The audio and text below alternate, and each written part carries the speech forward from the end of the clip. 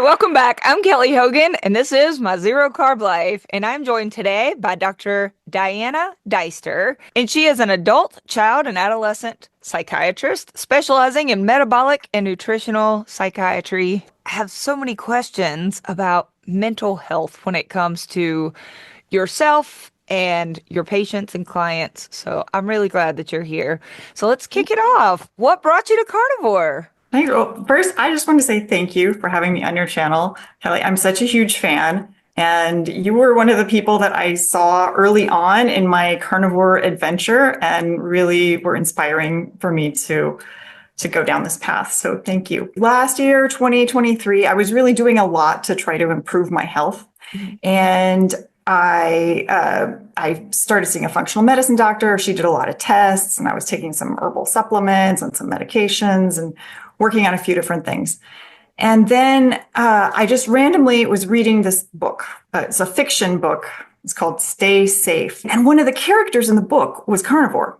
Oh, And this character is over the top healthy. He's a YouTuber. He has a following and, tells people how to be healthy and all that stuff. I didn't know if this was even a real thing that people did because this book was so over the top, like maybe this was just some crazy imagining of the author. So I looked it up to see if carnivore diet was even a real thing, and it was. And that was very interesting. I was like, oh, maybe there's something here. So I started reading a lot of articles online, and then I stumbled into YouTube and I was looking at the YouTube videos. And then I saw you with Dr. Barry, yeah. and I think I've seen that video 3 times. But it was just so wonderful to see people actually healing. Yeah. Because as a psychiatrist, when you're treating people with medications, they usually stay on medications. And that's the one thing I hate about psychiatry is just having to have people on medications forever. And medications can be very helpful for people, but it's even more helpful if you can heal and you don't have to be on medications. I did the course at the Walsh Research Institute about with their nutritional protocols. But then now, in the last couple of years, knowing more about the keto diet and the carnivore diet and how to heal people just with food and not with even having to take supplements is even better. Fantastic. So when you did start for yourself an official carnivore diet, what benefits did you experience personally? Oh, everything was better. Like, pretty immediately. The things that I didn't even know were wrong got better. But the thing I had started seeing my functional medicine doctor for was chronic constipation, and I've had that for over 20 years. And I never knew what caused it, and it was getting a little bit better with the treatment that she was giving me. But on carnivore, it just went away, and it was just gone. And granted, I was having loose stools because I was eating very high fat, and I wasn't used to eating that high fat, and so. Like Dr. Anthony Chaffee always says, if you eat too much fat and it's more than you can absorb, it stays in your stools and keeps them soft. And then my gut is like now back to being normally regulated. My energy was better. My mood was better. My skin was better. It's been fantastic. And it makes life so easy because you don't have to prepare these fancy meals 3 times a day. You can just cook a chuck roast and eat it for a couple days. And it's awesome. I love the ease of meal preparation now. Oh man, me too. I'm on a New York strip kick and I just Mhm. buy packs of New York strips. Yeah. And when I start to get hungry, I put it in the air fryer and in about 6 minutes, there is the most delicious meal that is fit for an absolute queen. It is so Mhm. good. I'm like, 6 minutes. It's ruined me for all other recipes. If I look at a recipe and there are ingredients and baking and preheating. And I'm Mhm. like, okay, who has time for this? So, Dr. Diana, what do you think it is about carnivore that is so good for our mental health? If you want a lot of details about how good it is for your brain, there are 2 books to read. The Okay. first is Brain Energy by Chris Palmer. And the second is Change Your Diet, Change Your Mind by Dr. Georgia Ede. Those are both fantastic books. So if you're interested in all the details, that's where to go. But the basic way you can think about it is that fat and protein has a couple different uses, and you need them both desperately. Yeah. So you need protein for building blocks for your body. Okay. And you need fat for energy. Yes. You can use protein for energy, but that's more of a backup. It's not something you use for energy a lot. You need fat to build other types of molecules for your body, like cholesterol for your hormones. Yes. So you take the backbone of cholesterol that comes with your animal fats and make all of your hormones. And so if you want to have estrogen or testosterone, you need to eat cholesterol. Your body can make some cholesterol, but not enough to satisfy all of your needs. You need to be getting some cholesterol from your diet. Proteins can be used as signaling molecules. You may have heard of them called neurotransmitters. So these are just little tiny chemicals that go from one brain cell to the other brain cell, and they travel across the synapse. And, some of them are called serotonin or dopamine. You may have heard of these, and they're made from protein. So you need lots of fat and lots of protein for your body to function correctly. But one of the major things that fat does is provide you energy. And if you have a lot of carbs there at the same time, the fat will not provide you energy. The fat will go into your fat cells and it won't come back out as long as there's a lot of carbs there. Okay. So carbs are blocking one of the major important things that fats do for you, which is to provide you energy in your mitochondria. I like my ketones. I don't check them regularly, but when I do, they are there and I feel great whether I check them or not. And some people, if they're like very metabolically sick, you can even give them ketones, just ketones to eat or through an IV. And that will literally give them more energy because it gives their mitochondria something to work with. Ketones, to just eat ketones, tastes terrible. Like nobody should do that. Just eat fat because it's delicious and your body will take care of the rest. Yeah. Plus, there's not a lot of nutrition you're going to get from a ketone. A lot of nutrition from the fatty meat itself. Yeah, the fat has all the vitamins in it. Yeah. So, and the protein has all the minerals. So you really need both of those to be providing you all of your extra stuff. What is it about plants and processed foods and sugary junk that causes mental issues, whether it's anxiety, OCD, depression? What's that connection? So the higher carbohydrates that you're going to get from plants are going to increase your insulin levels, and then insulin is going to cause inflammation. And inflammation is almost the root of all mental health problems, but really it's the dysfunctioning mitochondria that happen as a result of the inflammation that is the root of mental health problems. Other things that plants do to us are they have anti-nutrients and they have toxins. So anti-nutrients and toxins are different. Anti-nutrients will steal your nutrients. That means they steal your vitamins or they steal your minerals, or they're doing something to block the action or the absorption of those vitamins and minerals. Okay. So for example, there was a great study that was done about zinc and oysters have a lot of zinc. And if you just eat a plate of oysters, then your blood zinc will go up. It'll rise really beautifully. And then it will go down after a few hours, but you absorbed all that zinc and your body was happy. Okay. If you eat that plate of oysters with a corn tortilla, your zinc level in your blood is just a flat line. You did not absorb any of the zinc from the oysters just because you had a corn tortilla at the same time.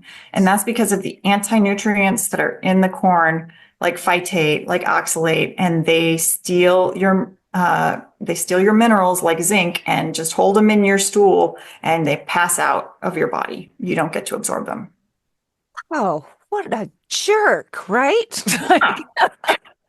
Anti-nutrients are the worst. Yeah. And there's, dozens, if not hundreds of them. Some of them are like the big players, oxalates, phytates, but there's many other kinds of anti-nutrients.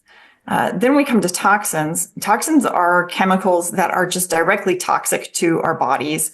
Our body doesn't have a way to process it. So the plant toxins are harmful because the plant is trying to defend itself. Hey, I heard a video, Homestead How, and he had a lady, she specializes in helping really sick people by healing the gut. She says that a Mhm. lot of her patients and clients struggle with their mental well-being. And she said that the bad gut bacteria feed on Mhm. sugars and starches, and that our Yeah. really healthy, good gut bacteria that help make that dopamine and serotonin, that it can Mhm. only feed, the good stuff can only feed on fat and protein. And she was saying that if you continue to give your body the sugar and the starches, you can get overwhelmed with that gross parasite type bad bacteria. And it makes it very hard to just, I'm going to be happy. I'm going to feel happy. You can't, it's very hard to will yourself to be happy with a very disrupted gut microbiome.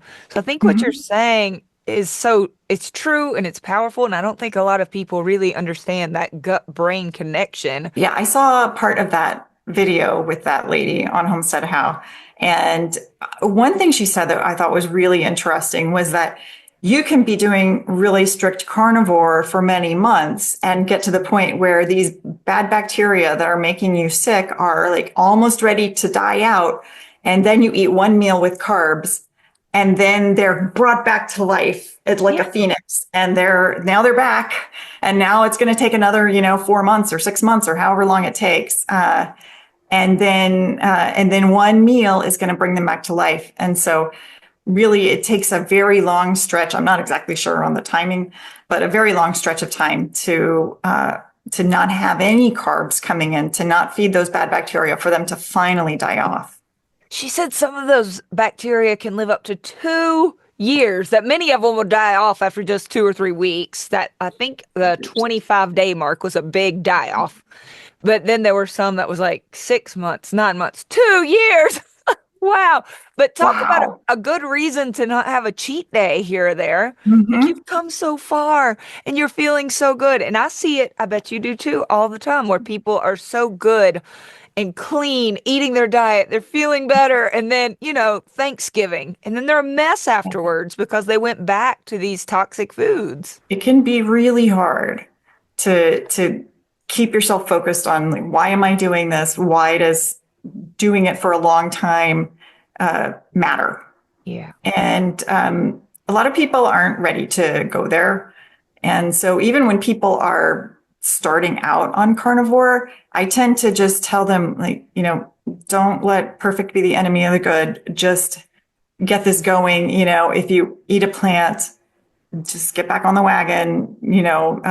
Don't feel like, okay, well, I ate one plant, so now I just have to go back to the regular standard American diet, because that can be very sad. Yes. And very few people are falling off the wagon with a broccoli stalk. Let's just be clear, Hmm. right? Like it's Yeah. usually not a plant.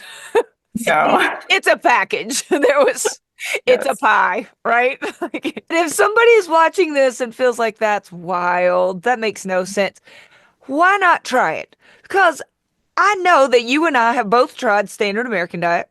You and I have Hmm. both tried eating lots of plants before. We've Yeah. tried it the other way. We have experienced it. So Yes. I would ask the naysayers, maybe watching this video, have you tried life without all of the plants and processed? Have you tried carnivore? Right? Yeah. It's worth a try. Yeah. Why wouldn't you? If you are willing to try vegan, if it is ever in your life you thought to yourself, oh, maybe I'll try vegan for a while, then you owe it to yourself to try carnivore.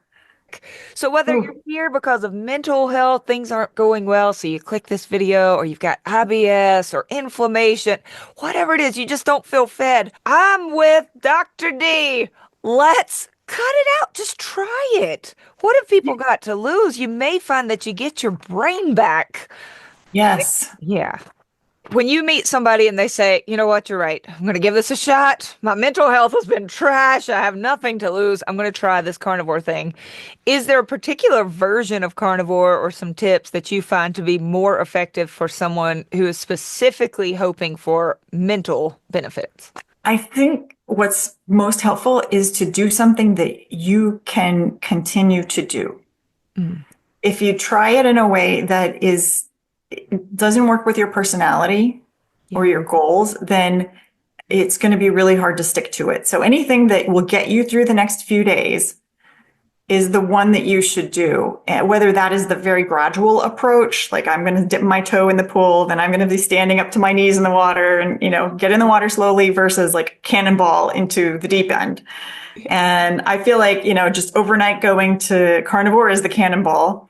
Yeah. And then there's other ways to do things more slowly. It really depends on the personality. And so I let the patients decide for themselves how they're going to do that. For people who haven't even decided, yes, I want to go carnivore, or even I want to go keto, I recommend just having animal protein and fat for breakfast.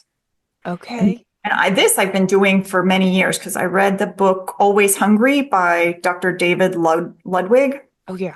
And he does obesity research at Boston Children's Hospital and runs a weight clinic there, the Optimal Weight for Life clinic. In his book, he talked about this study it was amazing. It was with adolescents, and they took them and put them in a room with a big buffet of food, and they gave them a specific breakfast. So there was the group that had oatmeal for breakfast, and there was the group that had an omelet for breakfast. And it was like equal number of calories for the two breakfasts. And then they took these teenagers and just put them in the room with a buffet of food. And all day long, they could eat anything that they wanted. They just had to bring it up to the counter and get it weighed and measured. And then when they were done eating, bring it back and weigh and measure whatever they didn't eat. And at the end of the day, they could see how many calories these teenagers ate. And those who ate an omelet for breakfast ate fewer calories for the rest of the day.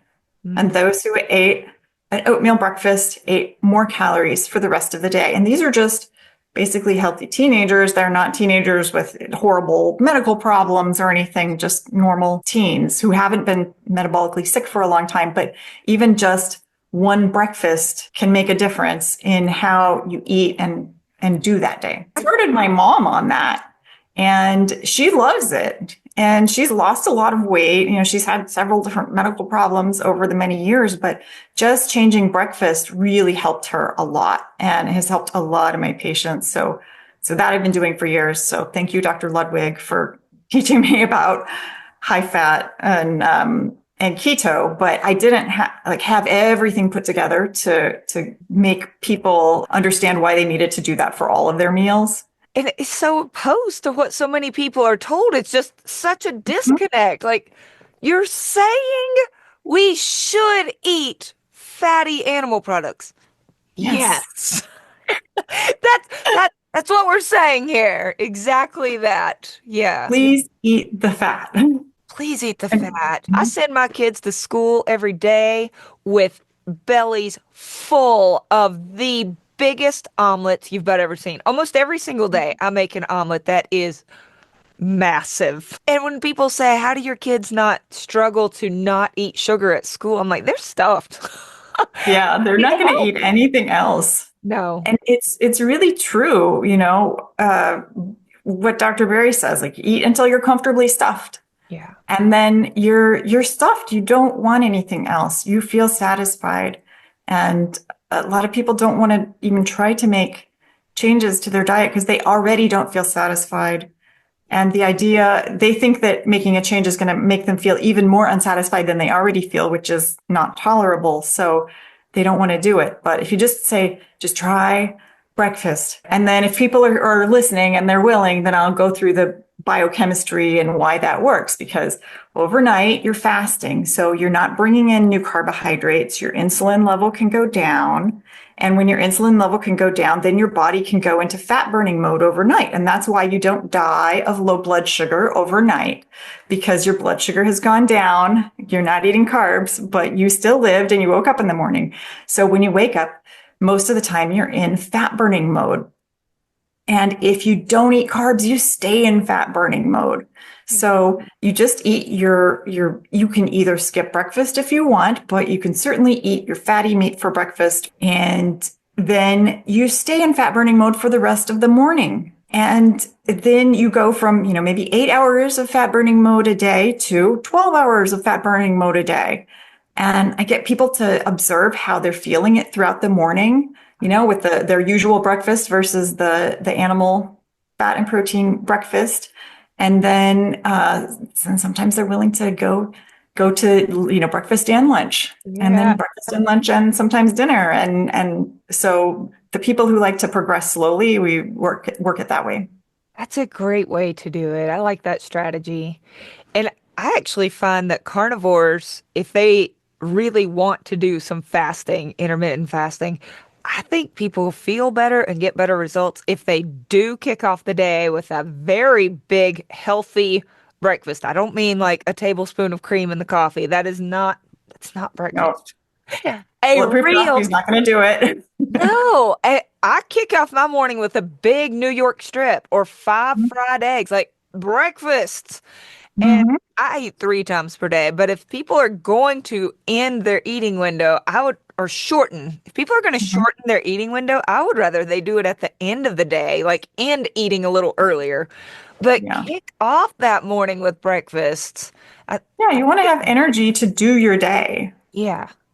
Yeah, and a lot of people who are complaining will say, I just don't have energy on carnivore. I'm like, your breakfast was coffee. So, Yeah, you're not eating enough. yeah. And I have to say, a lot of your videos about people who, especially women who are under eating, have been so helpful to me in understanding what's going on with some of my patients.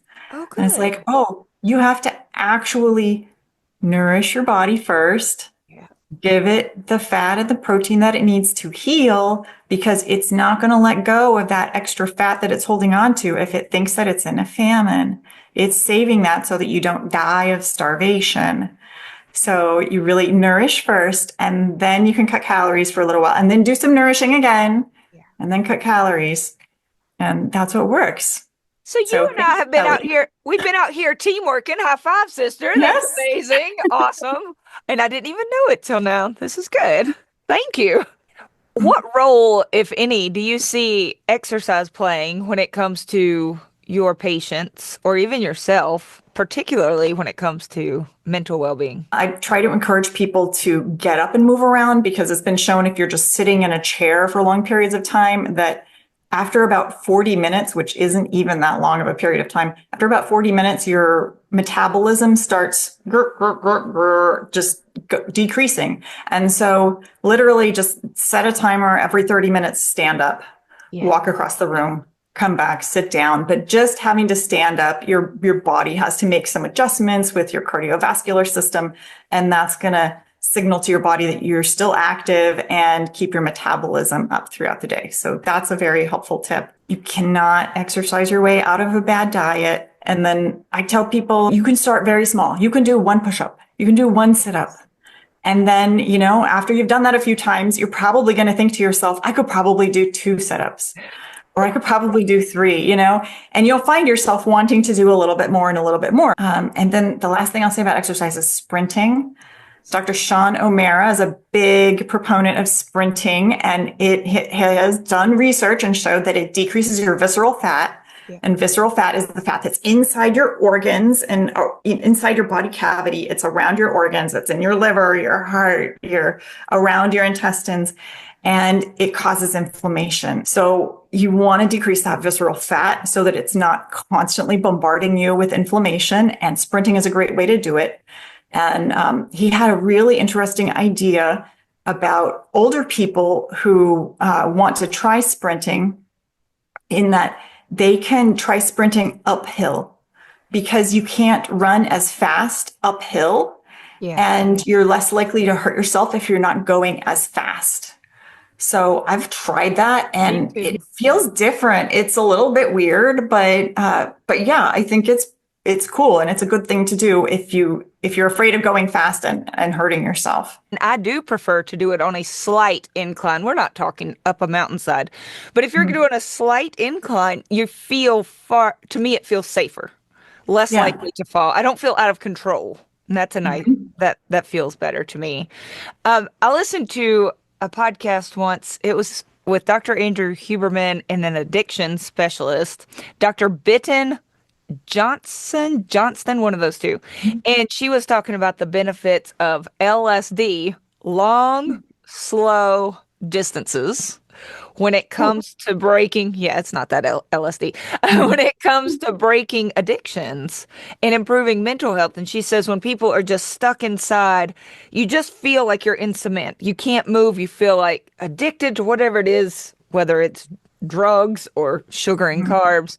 And mentally, you feel cemented down. Like movement feels impossible. She says if you can get out the door and take the long, slow walk. It doesn't have to be like slow motion. Just take a gentle walk. That the longer you can go out there, typically the better people feel. You get Mhm. sunshine, your heart Sunshine makes such a big difference. huge, right? Yeah, you need the sun. So I've been telling people for a long time, just go outside. If you don't even feel like exercising or doing anything in the morning, just sit on a chair on your front porch and be in the sun in the morning if you can, at least 5 minutes if you're able, longer if you're able, and it will improve your mental health. There was a really interesting study done one time about people being outside in green spaces. And this wasn't necessarily about sunlight, but more about being in a natural space. Yeah. So, for example, like a space with grass and trees versus being indoors. And being in a green space, even in the winter, even if there's snow on the ground and there's no green around and everything's very cold, being outside in a natural setting for 5 minutes a day will improve your mental health. Oh. Have Yeah. have you ever taken your meat outside to eat it? Absolutely. Yeah. All the It's time. Did such it this morning. Oh, there you go. I think it's like the most beautiful multitask. You're getting outdoors, it's good for mental health, you're feeding and nourishing your body. Mm, Hmm. one of my favorite things to do. I love to eat breakfast outside. It's wonderful. Right now it's chilly for me outside. I don't love being cold, but as soon as the sun is out, then Hmm. I'm in. Count me in. I Yes. love to take my food outside. Okay, when you do convince somebody, we're going to try this carnivore thing. First, they start maybe at breakfast, and then they feel feeling so much better, and they cut out all of those plants and toxins, and yes, I'm feeling some better. Are there any challenges that you see that are more common that start to arise with people? Did you experience any of them? Yeah. Oxalate dumping is probably the Achilles heel of carnivore for some people. It can start within days of going carnivore or weeks or months. There's been some reports on YouTube of people starting to have oxalate dumping years, like 5 or 6 years after going carnivore. But the oxalate dumping happens when the oxalate is over all the years you were eating plants and getting too much oxalate, more than your body could get rid of. The oxalate just got stored in all the tissues of your body. Yeah. And then when you don't have more oxalate coming in, the immune system says, hey, the coast is clear. It's time to get rid of some of this oxalate. So it just starts throwing out the trash and putting it in your bloodstream. But that can happen too fast. And then that makes you feel like junk. And it can give you so many different symptoms that are hard to pin down and can change from person to person and can change even within one person from day to day to day. So when I started having oxalate dumping symptoms that I really noticed, I had this one day where I was going to go to the emergency room because I had such bad abdominal pain, but it was weird. Like I felt like I was being stabbed up here, which is like my upper right quadrant, which is where your liver is, you know? It was kind of like having appendicitis pain, but where your liver is. But then when I would press on my belly, I'm a doctor, I know how to do a belly exam, and nothing that I could touch changed the pain, Oh, which was weird. And so it was like, oh, well, this pain is coming from my nerves. This is like a toxicity of some sort. It's not because my gut's going to blow up or something like yeah. that. So then I was like, oh, I've been watching all these videos on YouTube about oxalates. What was that thing that Sally K. Norton said about to do if you had bad oxalate dumping? And I was like, okay, drink black tea. So I went and made some strong black tea. I drank it. I felt better within an hour. Huh. And it's it's both a miracle cure, but also like not a cure and perpetuating the problem, because the whole reason that you drink tea is because tea has a soluble oxalate. So it's oxalate that your body can absorb quickly. Yeah. And this is not well understood. And this was Sally's theory, but just, maybe if you bring more oxalate in, that'll signal to the body, let's go back into storage mode. Instead of dumping the oxalate out and trying to take out the trash, let's start putting it back in the tissues and getting it out of the bloodstream so you don't have all these symptoms from having it in the blood. And so it does work, or at least it worked for me, and it's worked for some of my patients if they're having oxalate dumping symptoms. But then you're taking in more oxalate. You're not getting rid of it that day. And then, the next day it can start again. Yeah. But the next day it might be a different symptom. It's not always belly pain. Sometimes it's a rash, or it's a runny nose, or chest discomfort. The eye crystals. Have you gotten the eye Yes. crystals? Yeah. Crusty eyes is really common. Painful urination is a Yeah. You can get crystalluria where your urine is cloudy, and it's because you have like millions of tiny kidney stones, essentially, which are calcium oxalate crystals in your urine. And that'll just happen, in one urine, and then the next time you urinate, it's not cloudy. And so the oxalate sometimes can really come and go throughout the day. And so that's another thing is like, you drank that cup of tea, but were these symptoms just going to go away anyway? Because they were right. only going to last for 3 hours and then they were going to be gone. So it's a tough cure when the cure is just perpetuating the disease. So that one's tricky. For people who have been eating a sky high oxalate diet, I like to try to just slowly bring them down to a lower oxalate diet before going carnivore, because otherwise if you jump off of the high dive from like very high oxalate, like I'm eating a spinach salad every day, to zero oxalate, that's just asking for severe oxalate dumping. So you bring it down slowly so the body doesn't get too excited about taking out the trash. Yeah. And I like the idea of using the tea when the dumping symptoms are just severe. Like, I don't want it to get in the way of people's, sometimes people will quit because the oxalate dumping is just too painful and it's disrupting their Mhm. life. So, yeah, use the tea, slow it down. It doesn't completely stop the dumping, but at least enough that they aren't hurting. We don't want people to, Yeah. yeah. Yeah, because it can really knock you out. You can get the belly pain, you can get the chest pain, like all these things, or just the fatigue, the brain fog. There can be a lot of things that will just make you feel completely non-functional with the oxalate dumping. And then there's just the stuff that's annoying. Like I've got a crystal coming out of a random part of my body and it kind of itches and it's like an annoying mosquito bite or something, except it's there for a week and it takes a long time. And, you Yeah. know, Oh, and Sally Norton also says when people are oxalate dumping, and it can also affect their mental well-being, that it can come across as absolutely. anxiety. Anxiety, insomnia, depression, irritability, like all the bad things. So think how confusing that would be to somebody who hears we've got to cut out all of these plant toxins, and they Mhm. do, and you say you're going to feel so much better mentally. And I will say most people do. Mhm. Most people I work with do not Yeah, suffer from oxalate dumping. But what good to does sometimes happen is they cut out all of the plants, they feel better, and then as their body tissues start releasing it, then things start coming back. And that's when Mhm. that tea can be really helpful. Yeah. So it can just slow things down and let you reset. Okay, I find that a lot of us struggle with how to sit Hmm. with really hard feelings. And sometimes the people I work with say their greatest struggle is now feeling the feels, the emotions, dealing with the day without their former coping mechanism of sweets, junk food. So, do Hmm. you have any advice for those people? Yes, I do. Good. First, if you have cravings, they will not last forever. And this is cravings for carbs, cravings for cocaine, it doesn't matter.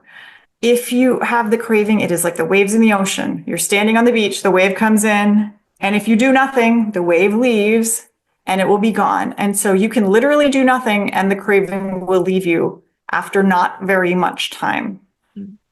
But if you just stand there, it might come back, but it might not. But in between cravings, you can walk up the beach and get away. You can do something else once the craving has passed. Some people will do something while the craving is happening to distract themselves. That could be very helpful. But just the knowledge that it will go away if you don't fulfill it can be very empowering so that you don't feel like I have to have that thing. If I don't have that thing, I'm going to feel this way forever.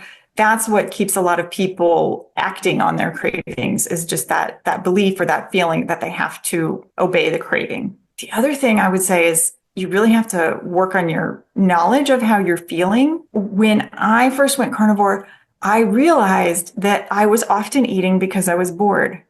And the way I figured this out is that I would just find myself standing in the kitchen, opening the refrigerator door and looking in there going like, I'm not hungry. I don't actually want to eat any of this stuff here. Why am I even here? Yeah. Closing the door and then having to ask myself like, what's going on? And most of the time I was just bored. Yes. And then I would have to think, okay, well, what am I doing? What should I do next? And figure out a way to cope with that, But a lot of people might feel sad or angry or something else that kind of brings them wandering into the kitchen or driving up to the fast food store or whatever. And you have to be able to recognize when you're about to eat, but you're not hungry. Then you can set that food down, walk away from it, and do something else. And then you need to have a list of your coping skills. And the coping skills, it's very important to write them down.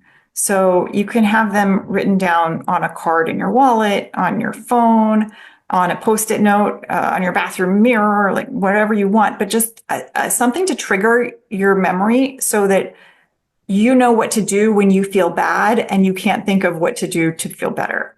Because a lot of times when you're down in the dumps, you might have wanted to take up your knitting project yesterday and you went and bought some more yarn so you could do your knitting, right? But then when you're feeling depressed, you don't even remember that you wanted to knit. But if it's on your little list, like knitting, then you can think, oh yeah, I'm going to go do that.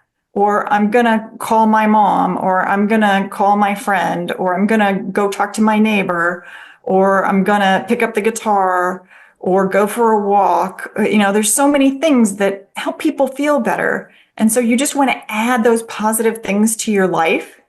And when you cannot remember what those things are when you're feeling bad, that's where the list written down is so critical. Oh, that's smart.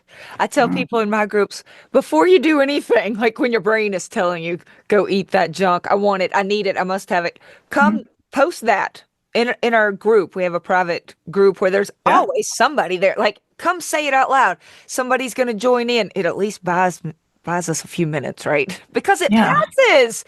It does. If somebody will just walk around the block, it will pass. If they could say, okay, I have to go clean out a drawer for 7 minutes before I can Mhm. succumb to this, it'll pass. Just buy yourself Yes. some time. I love cleaning as an activity, especially for myself. I don't know about for other people, but when I clean something, I feel this great sense of accomplishment. And I used to use that in college. We had communal kitchens and people, especially around exam time, people were stressed out and they were leaving their dishes everywhere and stuff. And when I really wanted to study hard, I would go to the kitchen and I would clean the whole kitchen, everybody's dishes, the whole kitchen was spick and span, and then I was ready and I would just go study and study and study and study. And it really just, gave me that accomplishment sense, rightly or wrongly, and made me feel better about going and doing this thing that was hard. Yeah, doing something you don't actually want to do gives you a Hmm. little more stamina for other things you don't want to do, like, not eating the donut. So, Yes. yeah, and if you buy time by eating meat, well, this Hmm. has double bonus. First of all, you've postponed and this craving can pass. Secondly, you're not going to be as hungry. You're going to make better decisions because you're nourished. Just go eat the meat, baby. Yes. Yeah. Way easier to ignore a donut when your belly is stuffed full of flank and ribs. Way easier. Yeah.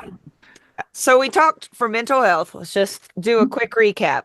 Fat and protein, absolutely necessary for good mental health. Keeping out all of the toxins and processed food that can ruin our gut bacteria, make it really hard to make dopamine and serotonin. Mhm. We didn't mention sleep, but come on now. Really important to get sleep, right? Absolutely. If you don't sleep, you can have the best diet in the world. If you don't have sleep, you're going to have mental problems. Yep.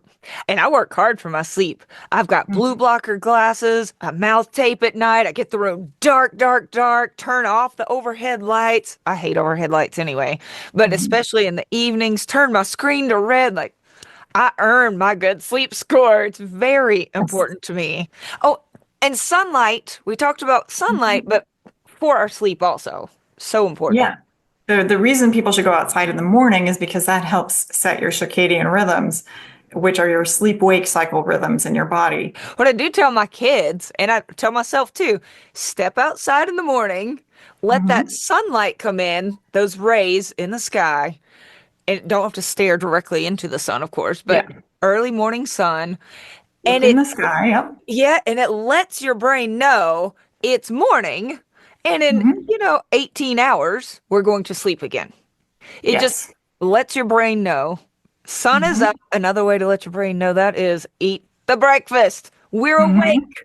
Drink a big glass of water, eat some fat and protein, see the sun, maybe take a little walk, and your brain and body are like, it's morning.